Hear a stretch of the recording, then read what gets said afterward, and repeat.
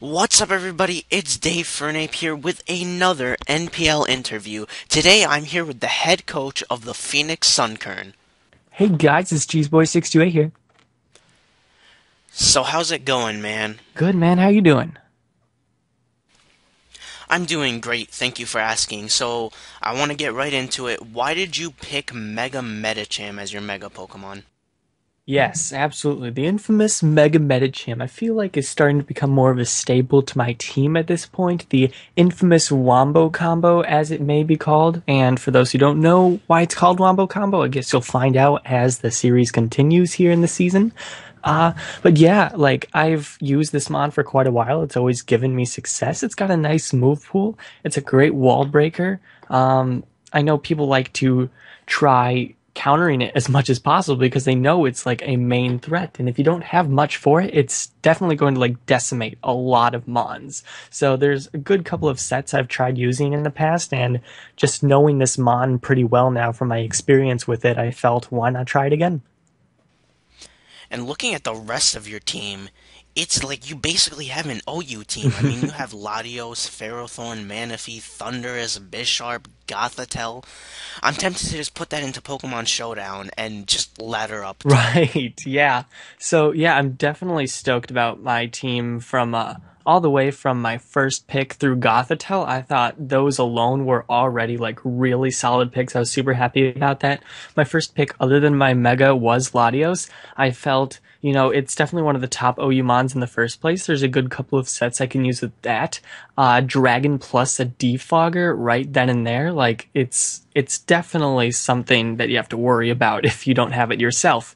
And as for the rest of my team, I mean, Manaphy, it's been said by Pokame himself that it's just such a good mon in this kind of style because it gets so many different moves, and Tailglow's just able to obliterate most things.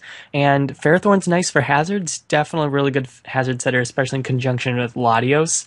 And then, yeah, I was very surprised that Thunder has stayed around that long, but man, it is such a good mon that I somehow was able to capture. B Sharp is B Sharp. I mean, I'm going to be facing some Intimidators. I'm going to face some Defoggers. It's definitely going to be notable.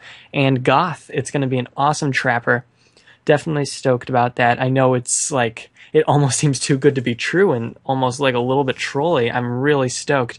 As for the rest of my team, like, I'm definitely like feeling okay with the rest of my mon choices. And there's something I'll address later with who I'm more stoked about facing this like competition. But yeah, for the rest of my mons, like I'm not mad or like I'm definitely confident with what I chose. Maybe I could have had some better choices. Like Togekiss, I don't have a ton of experience with, but I know it's like a good mon, and like the rest of my mons are definitely good. Of Gligar, P2, and Scolipede. Scolipede's really fun to use. And then Gligar and P2 alone make a really cool defensive core. And I think that's what I was more focused on at the end. So yeah, that's basically the analysis of my team. Yeah, your mic is kind of cutting out a little bit, but it's okay. I'm sure everybody can hear you just fine. Your team has a lot of OU cores that are offensive and defensive. It also has a lot of cores that are used in UU that are very good. So talk about that. Yeah. So UU is definitely something in this style I coincidentally have a decent amount of experience with because of last season. My team was basically a UU team with like Mega Metacham being a BL mon. So I definitely started to learn the kinks and works of the UU struggle, how it's definitely more associated with being offensive. I was able to capture that offensive prowess while also looking at my team and being like, whoa, I need some defensive stuff. I've got Pharaoh, I've got P2, I've got Gligar. So with those in mind, yeah, I've starting to understand more of how UU alone needs some extra support. Yeah. Yeah, and basically you got all the positive stuff about UU and you brought it into like a new OU team. So that looks great for you. And I remember one time you made a team. I don't know if you made it, if your friend made it or something, but it had Mega Metacham, Bisharp, and Thundurus as an offensive core, and I used it and I got to like the top. I got to the top 50 with it. It was Right, such a yeah, good team. absolutely. And now that you mention it, it does definitely ring a bell when there was a friend of mine at the time who was really into that B Sharp Mega Medicham core especially. And Thundurus is just a nice staple to most teams anyway. Like if there's a setup mon, you got T-Wave there and you're pretty much safe. But yeah, especially with Aegislash, B Sharp was just easily one of the most notable mons that you have to keep because it was either that or Landorus. And well, Landorus is gone now, but then again, Aegislash is too. But B Sharp was just so good for so many reasons. And so that's why that was there. And that's where my love for Mega Medicham really started there too. Just two really strong physical mons that are definitely able to have a nice prowess over the OU metagame. So you've mentioned the use of Scolipede a lot, and I noticed it on your team. Are you planning on using it for Baton Pass? Yeah, good question. So it does give at least the question of is does this thing have baton pass? And therefore, do I need something that's going to T-wave it? Do I need something that's going to taunt it? That's going to be something that's very nice to put mind games into the opponent's head. So yeah, I mean, Scolipede has a bunch of different options. It can set up hazards, it can baton pass, and it can really just be an offensive sweeper alone. So with those three things in mind, especially baton pass, people are definitely scared of that. Although that Smogon is more trying to put on the limitations of baton pass with their most recent rule, where I'm only going to be able to pass speed boost. It's still going to be notable when I have some pretty strong mons on my team, even just like passing a Manaphy and getting Tail Glow off. I think that's probably going to be one of the more special ones. Even Togekiss, actually, now that I think about it.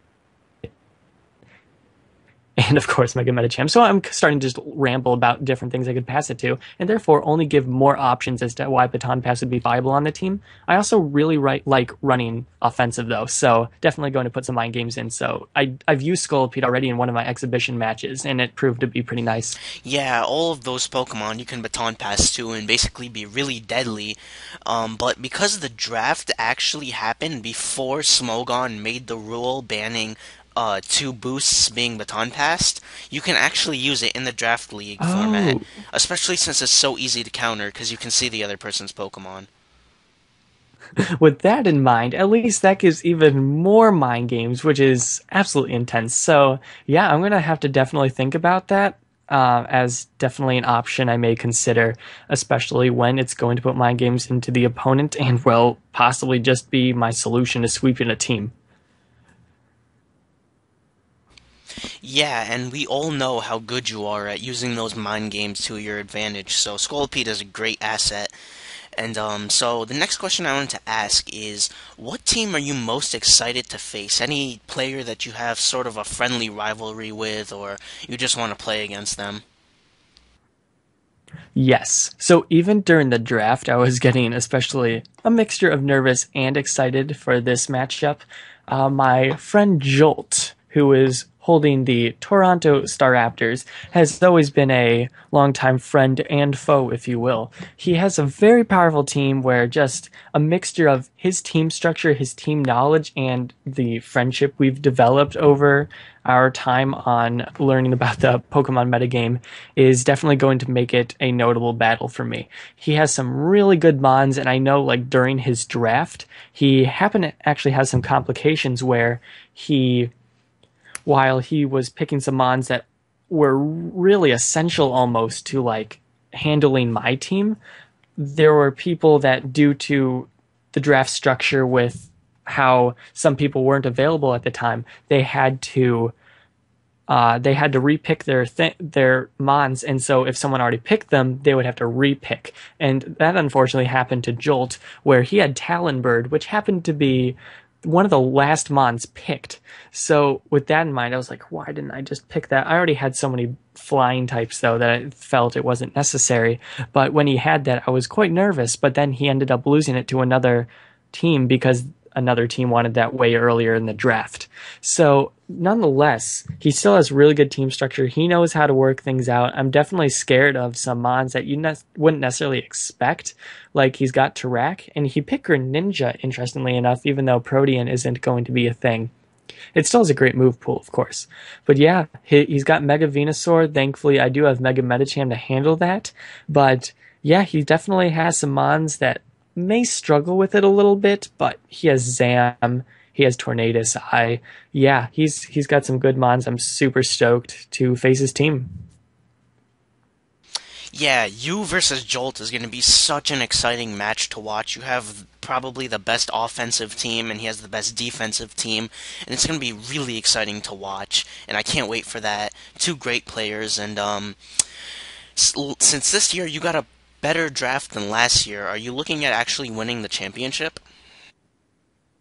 Yeah, not to show any kind of egotism here, but I'm feeling confident. I'm definitely feeling confident with this team. You know, last season, I definitely did not have the advantage as I basically had to choose from a UU move pool. This time, I was able to select when I could pick my mons. I think I was the second pick for that too. So when I said that I would pick third, I felt that was a really good strat. Not to mention all the mons are right in front of me. I mean, my first five or six alone show like a very strong OU team, like you said, that could basically just be put into OU with various sets and have it already work out for me.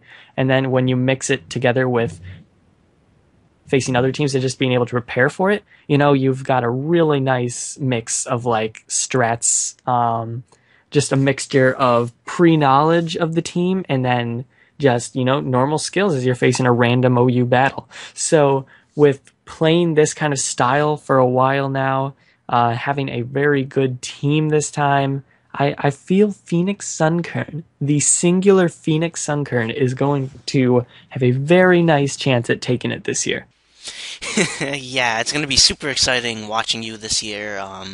So I know you're a very busy person. Thank you for this time that you gave me. Thank you everybody for watching, and this has been Dave Fernape with another NPL interview.